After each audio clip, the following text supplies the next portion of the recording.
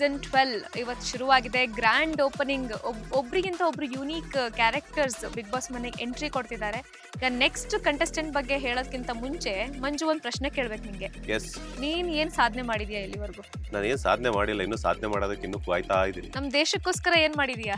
ದೇಶಕ್ಕೋಸ್ಕರ ಏನಿಲ್ಲಪ್ಪ, ಏನಿಲ್ಲ, ಇಂಟರ್ವ್ಯೂಸು ಅಷ್ಟೇ. ಇಂಟರ್ವ್ಯೂಸ್ ಮಾಡಿದ್ದೀನಿ. ದೇಶಕ್ಕೋಸ್ಕರ ಯಾರಾದ್ರೂ ಪ್ರಾಣ ತ್ಯಾಗ ಮಾಡಿರೋಂಥವ್ರ ಬಗ್ಗೆ ತಿಳ್ಕೊಂತಾ ಇದ್ದೀನಿ. ಆದರೆ ಕೆಟ್ಟದ್ದಂತೂ ಮಾಡಕ್ ಹೋಗಲ್ಲ, ಹಾಗಂತ ಹೇಳ್ಬಿಟ್ಟು ಒಳ್ಳೇದಾಗಿಲ್ಲ ಅಂತಂದ್ರೆ ಕೆಟ್ಟದ್ದಂತೂ ಮಾಡಕ್ ಹೋಗಲ್ಲ. ಸೊ ನನ್ನ ಕೈಲಿ ಎಷ್ಟಾಗುತ್ತೋ ಗೊತ್ತಿಲ್ಲ, ನನ್ಗೆ ಇನ್ನೂ ನಮ್ಮ ದೇಶದ ಕೀರ್ತಿಯನ್ನ ಇನ್ನಷ್ಟು ಹೆಚ್ಚಿಸಿದವರು, ದೇಶಕ್ಕೆ ಒಂದು ಮೆಡಲ್ ಅನ್ನ ತಂದ್ಕೊಟ್ಟ ಒಬ್ರು ಕಂಟೆಸ್ಟೆಂಟ್ ಬಿಗ್ ಬಾಸ್ ಮನೆ ಒಳಗಡೆ ಹೋಗ್ತಾ ಇದ್ದಾರೆ. ಯಾರು ಅಂತ ಗೆಸ್ ಮಾಡ್ಬೋದಾ? ನಂತರ ಜಿಮ್ ಮಾಡ್ತಾರ ಅವರು. ಆಫ್ ಕೋರ್ಸ್, ನಿನ್ನ ಡಬಲ್ ಬಾಡಿ ಇದೆ. ಅವ್ರ ಬಾಡಿ ನೋಡಿದ್ರೆ ನೀನು ಶೇಕ್ ಆಗಿ ಹೋಗ್ತೀಯಾ? ಶೇಕ್ ಅಂತ ಏನಿಲ್ಲ, ಅವ್ರವ್ರಿಗೆ ಕೊಟ್ಟಿರುವಂತ ದೇಹ ಅದು. ಎಷ್ಟು ಬಾಡಿ ಎಷ್ಟೇ ದಪ್ಪ ಇದ್ರೂ ಕೂಡ end of the day strong ಅನ್ನೋ ತುಂಬಾ ಇಂಪಾರ್ಟೆಂಟ್. ಸರಿ, ಕಂಟೆಸ್ಟೆಂಟ್ ಯಾರಂತ ಫಸ್ಟ್ ಹೇಳು. ಯಾರಿರ್ಬೋದು? ಕರಿಬಸಪ್ಪನ? ಎಸ್, 100%. ಎಸ್, ಕರಿಬಸಪ್ಪ ಅವರು. ಅವ್ರ ಎಂಟ್ರಿ ನೋಡ್ತಿದ್ದಂಗೆ ಫುಲ್ ಅವ್ರ ಮಸಲ್ಸ್ ನ ಅವ್ರು ಮೂವ್ ಮಾಡ್ತಾ ಬರ್ತಿದ್ದಂಗೆ ಸ್ಟೇಜ್ ಒಂಥರ ಶೇಕ್ ಆಗೋಯ್ತು. ಚಿಂದಿ ಉಡಾಯಿಸ್ಬಿಟ್ಟು ಬರ್ತಿದ್ದಂಗೆ ನನ್ನೆ. ಎಸ್, ಬಟ್ ಏನಂತಂದ್ರೆ ಒಂದು ದೈಹಿಕ ಬಲ ಅನ್ನೋದು ಕರಿಬಸಪ್ಪ ಅವ್ರಿಗಿದೆ, ಆದ್ರೆ ಮಾತಿನ ಒಂದು ಹಿಡಿತಾ ಇಲ್ಲ ಎನ್ನುವಂಥದ್ದು ಅವ್ರು ಇವತ್ತು ಸ್ಟೇಜ್ ಬಂದಾಗ ಒಂದಷ್ಟು ವಿಚಾರಗಳು ನಾವು ಸುದೀಪ್ ಅವರೊಟ್ಟಿಗೆ ಮಾತಾಡ್ತಿದ್ದಾಗ ಗಮನಿಸಿದ್ದಂಥದ್ದು. ಅಂದ್ರೆ ನೆಗೆಟಿವ್ ಆಗಿ ಹೇಳ್ತೀನಿ ಅಂತ ತಪ್ಪು ತಿಳ್ಕೊಳಕ್ ಹೋಗ್ಬೇಡಿ. ಅವರ ಒಂದು ರಿಲೇಟಿವ್ಸ್ ಆಗಿರ್ಬೋದು, ಫ್ರೆಂಡ್ಸ್ ಅಂಡ್ ಫ್ಯಾಮಿಲಿ ಮೆಂಬರ್ಸ್. ಯಾಕಂತಂದ್ರೆ ಆ ಒಂದು ಆಟಿಟ್ಯೂಡ್ ಅನ್ನೋದು ಏನಿರುತ್ತಲ್ಲ, ಒಂದಷ್ಟು ಒಬ್ಬೊಬ್ರಿಗೂ ಒಂದೊಂದು ರೀತಿಯಾದಂಥ ಆಟಿಟ್ಯೂಡ್ ಇದೆ. ಇವ್ರಿಗೂ ಆ ಒಂದು ಮಾತನಾಡುವಂತಹದ್ದು ಒಂದು ಬೇರೆ ತರಾನೇ ಇದೆ. So end of the day ಏನಾಗುತ್ತೆ ಅಂತಂದ್ರೆ ಅವರ ಮಾತಿನ ಮೂಲಕನೇ ಅವರು ನೆಗೆಟಿವ್ ಆಗಬಾರ್ದು ಅನ್ನೋದು ಗೊತ್ತಾ. ಅವ್ರವ್ರ ಒಂದು ಲೈಫ್ ಸ್ಟೈಲು. ಈಗ ಬಿಗ್ ಬಾಸ್ ಮನೆಗೆ ಹೋದ್ಮೇಲೆ ಮೇ ಬಿ ಅದಕ್ಕೆ ತಕ್ಕ ಹಾಗೆ ಒಗ್ಗಿಕೊಳ್ಬೋದೇನೋ. So it was his first day. So ಇವತ್ತಿನ ದಿನ ಅವ್ರು ಹೆಂಗೆ ನಾವು ಬಿಹೇವ್ ಮಾಡಿದ್ರು ಅನ್ನೋದ್ರ ಮೇಲೆ ನಾವು ಎಂಟೈರ್ ಸೀಸನ್ ಅಲ್ಲಿ ಹೆಂಗಿರ್ತಾರೆ ಅಂತ ಜಡ್ಜ್ ಮಾಡಕ್ಕಾಗಲ್ಲ. ಜಡ್ಜ್ ಮಾಡ್ತಿಲ್ಲ, ನಮ್ಮ ಅನಿಸಿಕೆ ಅಭಿಪ್ರಾಯಗಳನ್ನ ತಿಳಿಸ್ತಾ ಇರೋದು. ಅಂದ್ರೆ ಮೇ ಬಿ ಒಳಗಡೆ ಹೋದ್ಮೇಲೆ ಅಲ್ಲಿ ವಾತಾವರಣಕ್ಕೆ ಅವ್ರು ಜೆಲ್ ಆಗ್ಬೋದು. ಬಟ್ ಇವತ್ತು ನೋಡಿದ ಪ್ರಕಾರ ಎಸ್, ಅವ್ರಿಗೊಂದು ಆ ಮಾತಿನ ಮೇಲೆ ಹಿಡಿತಾ ಇಲ್ಲ. ಅಂಡ್ ಮಿಂಗಲ್ ಆಗೋದು ಸ್ವಲ್ಪ ಕಷ್ಟ ಅನ್ಸುತ್ತೆ ಜನರ ಜೊತೆ. ಹೌದು, ಅದು ಏನಂದ್ರೆ ಇನ್ನೊಂದೇನಾಗುತ್ತೆ ಅಂತಂದ್ರೆ ಇವ್ರನ್ನ ನಾನು ನೋಡ್ತಾ ಇದ್ರೆ ಲಾಸ್ಟ್ ಸೀಸನ್ ನನಗೆ ಲಾಯರ್ ಜಗದೀಶ್ ಅವ್ರು ನೆನಪಾಗ್ತಿದ್ದಾರೆ. ಅವರು ಅಷ್ಟೇ ಮಾತಿನ ಮೇಲೆ ಇಡ್ತಾ ಇರ್ತಿರ್ಲಿಲ್ಲ. ಅಂದ್ರೆ ಲೈಕ್ ಏನಾದ್ರು ಫನ್ನಿಯಾಗಿದ್ರು ಕೂಡ, ಫನ್ನಿಯಾಗಿ ಮಾತಾಡ್ತಿದ್ರು, ಎಂಟರ್ಟೈನ್ಮೆಂಟ್ ಕೊಡ್ತಿದ್ರು ಕೂಡ, ಅವ್ರದ್ದು ಒಂಥರ ಮೆಂಟಾಲಿಟಿನೇ ಬೇರೆ ತರ. ಅವ್ರಿಗೆ ಕರೆಕ್ಟ್ ಆಗಿ ಗೊತ್ತಿದೆ ಮೈಂಡ್ ಗೇಮ್ ಹೆಂಗ್ ಆಡೋದು, ಯಾರನ್ನ ಹೆಂಗ್ ಮ್ಯಾನಿಪುಲೇಟ್ ಮಾಡೋದು. ಬಟ್ ನಾನು ಹೇಳ್ತಿರೋದು ಮೈಂಡ್ ಗೇಮ್ ಬಗ್ಗೆ ಮಾತಾಡ್ತಿಲ್ಲ, ಮಾತುಗಾರಿಕೆ ಬಗ್ಗೆ ಮಾತಾಡ್ತಿರೋದು. ಅಂದ್ರೆ ಆ ಒಂದು ಕಂಟೆಸ್ಟೆಂಟ್ ತರ ಇವರು ಬರಬಹುದು ಅಂತ ಅನ್ನಿಸ್ತಿದೆ. ಅಂದ್ರೆ ಎಂಟರ್ಟೈನ್ಮೆಂಟ್ ಮಾಡೋ ವಿಚಾರದಲ್ಲ, ಮಾತುಗಾರಿಕೆಯಲ್ಲಿ ಅಂತ. ಸೊ ಏನಾಗುತ್ತೆ ಅಂತಂದ್ರೆ ಅತಿ ಹೆಚ್ಚು ಮಾತನಾಡಿದ್ರು ಕೂಡ ಜನಕ್ಕೆ ಇರಿಟೇಟ್ ಆಗ್ಬಿಡುತ್ತೆ, ಕಡಿಮೆ ಮಾತಾಡಿದ್ರು ಕೂಡ ಮಾತಾಡ್ತಿಲ್ಲ ಅನ್ನುವಂಥದ್ದು ಬರುತ್ತೆ. ಕರಿಬಸಪ್ಪ ಅವರಲ್ಲಿ ಏನಂತಂದ್ರೆ ಬಲಶಾಲಿ ಆಗಿದ್ದಾರೆ. ಆ 3 ಜನ ಯುವಕರು ಏನ್ ಬಂದಿದ್ದಾರೆ, ಧನುಷ್ ಆಗಿರ್ಬೋದು, ಅಭಿಷೇಕ್ ಆಗಿರ್ಬೋದು, ಧ್ರುವಂತ ಆಗಿರ್ಬೋದು, ಅವ್ರಿಗೆಲ್ಲಾನು ಕೂಡ ಫಿಸಿಕಲ್ ಗೇಮ್ ಅಲ್ಲಿ ಒಳ್ಳೆ ಟಕ್ ಆಫರ್ ಕೊಡ್ತಾರೆ ಅಂತಾನೆ ಅನ್ಕೋಣ. But end of the day ಏನಾಗುತ್ತೆ ಅಂತಂದ್ರೆ ಅಲ್ಲಿರೋಂಥವ್ರಿಗೆ ಯಾರಿಗೂ ಕೂಡ ನಮ್ಮ ಮಾತಿನ ಮೂಲಕ ಹರ್ಟ್ ಆಗ್ಬಾರ್ದಲ್ಲ. ಅಂಡ್ ಮಾತು ಹೆಚ್ಚಾಡ್ತಾರೆ ಕಡಿಮೆ ಆಡ್ತಾರೆ ಅನ್ನೋದಕ್ಕಿಂತ ಏನ್ ಆಡ್ತಾರೆ ಅನ್ನೋದು ಇಲ್ಲಿ ಇಂಪಾರ್ಟೆಂಟ್ ಆಗುತ್ತೆ. ಅವ್ರದ್ದು ಅಂದ್ರೆ ಇದು ತಪ್ಪು ಅಂತ ಹೇಳ್ತಿರೋದಲ್ಲ, ಅವ್ರಿಗೆ ಸೆಲ್ಫ್ ಅಬ್ಸೆಷನ್ ತುಂಬಾ ಇದೆ. ಆ ಸೆಲ್ಫ್ ಅಬ್ಸೆಷನ್ ಅನ್ನೋದು ಇನ್ನೊಬ್ರಿಗೆ ಹರ್ಟ್ ಮಾಡಬಾರ್ದು. ಸುದೀಪ್ ಸರ್ ಯಾರ ಜೊತೆ ನೀವು ಜಂಟಿ ಆಗ್ತೀರಾ ಅಂತ ಇವ್ರು RJ ಅಮಿತ್ ಅವ್ರನ್ನ ಕೇಳಿದಾಗ, ಇವ್ರನ್ನ ಕೇಳಿದಾಗ ಕರಿಬಸಪ್ಪ ಅವ್ರನ್ನ, ಅವ್ರು RJ ಅಮಿತ್ ಅವ್ರ ಹತ್ರ ಪ್ರಶ್ನೆ ಕೇಳ್ತಾರೆ, ಎಲ್ಲರ ಹತ್ರನೂ ಕೇಳಿದ್ರು ನನ್ನ ಸಾಧನೆ ಬಗ್ಗೆ ಏನ್ ಗೊತ್ತು ಅಂತ. ಸೊ ಅದ್ ಹೆಂಗ್ ಅನ್ಸುತ್ತೆ ಅಂದ್ರೆ ಉಳಿದ ಕಂಟೆಸ್ಟೆಂಟ್ ಗಳಿಗೆ ಏನ್ ಇವ್ರೊಬ್ರೇ ಸಾಧನೆ ಮಾಡಿರೋದ, ನಾವೇನು ಮಾಡೇ ಇಲ್ವಾ ಲೈಫ್ ಅಲ್ಲಿ ಅನ್ನೋ ತರ ಒಂದು ಇನ್ಫೀರಿಯಾರಿಟಿ ಫೀಲ್ ಬರೋಂಥದ್ದು ಇರುತ್ತೆ. ನೀವ್ ಹೇಳೋದು 100% ನಿಜ. ಬಟ್ ಏನಂತಂದ್ರೆ ಒಂದು ತನ್ನ ದೇಹದಾಢ್ಯ ಸ್ಪರ್ಧೆಯಿಂದ ಇಡೀ ಭಾರತವನ್ನ ಒಂದು ರೆಪ್ರೆಸೆಂಟ್ ಮಾಡಿದ್ದಾರೆ ಅಂತಂದಾಗ ಆ ಒಂದು ನಾನೇನಾದ್ರೂ ಒಂದು ಸಮಥಿಂಗ್ ಅಚೀವ್ ಮಾಡಿದೀನಿ ಅನ್ನೋವಂಥದ್ದು ಅವ್ರ ಮೈಂಡ್ ಅಲ್ಲಿ ಇದೆ. ಓವರ್ ಕಾನ್ಫಿಡೆಂಟ್ ಅಲ್ಲ, ಕಾನ್ಫಿಡೆಂಟ್ ಅವ್ರಿಗೆ ಹೆಚ್ಚಾಗಿದೆ. ಅವ್ರ ಮೇಲೆ ಅವ್ರು ಕಾನ್ಫಿಡೆಂಟ್ ಇದೆ. ಅದು ಓವರ್ ಕಾನ್ಫಿಡೆಂಟ್ ಅಂತ ನಮ್ಗಳಿಗೆ ಅನ್ಸೋದು, ನೋಡುವಂಥ ವೀಕ್ಷಕರಿಗೆ ಅನ್ಸ್ಬೋದು.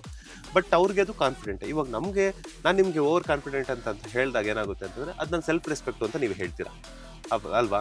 ಅವ್ರವ್ರ ಮೇಲೆ ಅವ್ರವ್ರಿಗಿರುವಂತ ನಂಬಿಕೆ ಅದು. ಬಟ್ ಅದು ನೋಡೋಂಥವ್ರಿಗೆ ಏನಿಸುತ್ತೆ, ಓವರ್ ಕಾನ್ಫಿಡೆಂಟ್. ಅದೇ ನಾನು ಆಸ್ ಅ ಆಡಿಯನ್ಸ್ ಆಗಿ ಹೇಳ್ತಾ ಇರೋದು. ಈಗ ನನಗೆ ಅನ್ಸುತ್ತೆ, ಏನು ಇವ್ರ ಬಗ್ಗೆನೇ ಇಷ್ಟೊಂದು ಹೇಳ್ಕೊತಿದಾರಲ್ಲ ಅಂತ. ಯಾಕಂದ್ರೆ first impression is the best ಅನ್ನೋದು ನಾವು ಕೇಳಿದ್ದೀವಿ. ಸೊ ನೀವು ಇವರು ಫಸ್ಟ್ ಡೇನೆ ಈಗ ಅದು ಒಂದ್ಸಲ ಈಗ ಪದ್ಮಶ್ರೀ ಪುರಸ್ಕೃತರು ಎಷ್ಟು ಜನ ಬರೀ ಏನು ಕಾಲ್ನಡಿಗೆಲ್ಲ ಹೋಗ್ತಾರೆ, ಆದ್ರೆ ಸಿಂಪಲ್ ಒಂದು ಸೂಟು ಬೂಟು ಇಲ್ಲದೆ ಚಪ್ಪಲಿ ಹಾಕೊಂಡು ಹೋಗ್ತಾರೆ. ಪದ್ಮಶ್ರೀ ಪುರಸ್ಕೃತರು ಸಮೇತ ಅಷ್ಟು ಹಂಬಲ್ ಆಗಿ ಬಿಹೇವ್ ಮಾಡ್ತಾರೆ. ಅಂದ್ರೆ ನಾನು ಕಂಪೇರ್ ಮಾಡ್ತಿರೋದಲ್ಲ. ಸೊ ನಾನೇನು ಹೇಳ್ತಿರೋದು ಅಂದ್ರೆ ನಾವು ಎಷ್ಟು ಸಿಂಪಲ್ ಆಗಿ ನಮ್ಮನ್ನ ನಾವು ಪೋರ್ಟ್ರೇ ಮಾಡ್ಕೋತೀವಿ ಅಷ್ಟು ಜನಕ್ಕೆ ಇಷ್ಟ ಆಗ್ತೀವಿ. ನಾನು ಹಿಂಗ್ ಮಾಡಿದೀನಿ, ಹಂಗ್ ಮಾಡಿದೀನಿ, ಅದ್ ಮಾಡಿದೀನಿ, ಇದ್ ಮಾಡಿದೀನಿ ಅಂತ ಹೇಳಿದಷ್ಟು ಜನರಿಂದ ದೂರ ಆಗ್ತಾ ಹೋಗುತ್ತೆ. ಆ ಕನೆಕ್ಟಿವಿಟಿ ಮಿಸ್ ಆಗುತ್ತೆ ಅಂತ ಅಷ್ಟೇ. ಅಲ್ಲಿ ಏನಾಗುತ್ತೆ ಅಂತಂದ್ರೆ ಜನರಿಗೆ ನೀವು ಸಾಧನೆ ಮಾಡಿದಿರಲ್ಲ, ನಾವೇನು ಸಾಧನೆ ಮಾಡಿಲ್ಲ, ನೀವು ಅಲ್ಲೇ ಇರಿ, ಸಾಧನೆ ಮಾಡಿರೋಂಥ ಮೇಲ್ಗಡೆ ನೀರಿ, ಸಾಧನೆ ಮಾಡ್ಬೇಕಾಗಿರೋಂಥ ನಾವು ಕೆಳಗಡೆ ಇರ್ತೀವಿ ಅನ್ನೋಂಥ ಮನೋಭಾವ ಬಂದ್ಬಿಡುತ್ತೆ. ಸಾಧನೆ ಮಾಡಿರುವಂಥವ್ರು ಮೇಲ್ಗಡೆನೇ ಇರಿ, ನಾವು ಮಾಡ್ತಾ ಇರೋವಂಥ ನಾವು ಕೆಳಗಡೆನೇ ಇರ್ತೀವಿ ಅನ್ನೋವಂಥ ಮನೋಭಾವ ಬರುತ್ತೆ.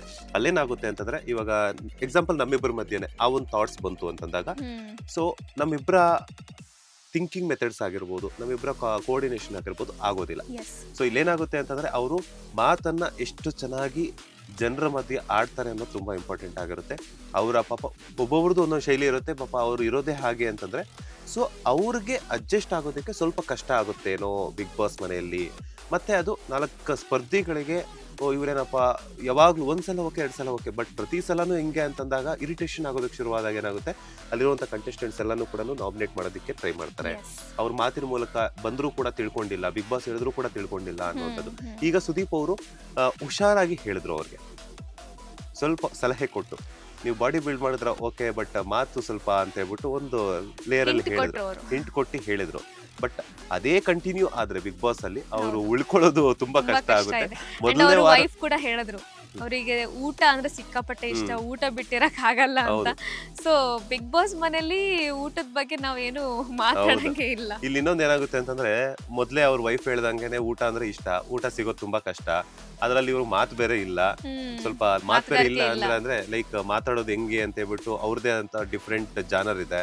ಸೊ ಅದೆಲ್ರಿಗೂ ಇಷ್ಟ ಆಗಲ್ಲ.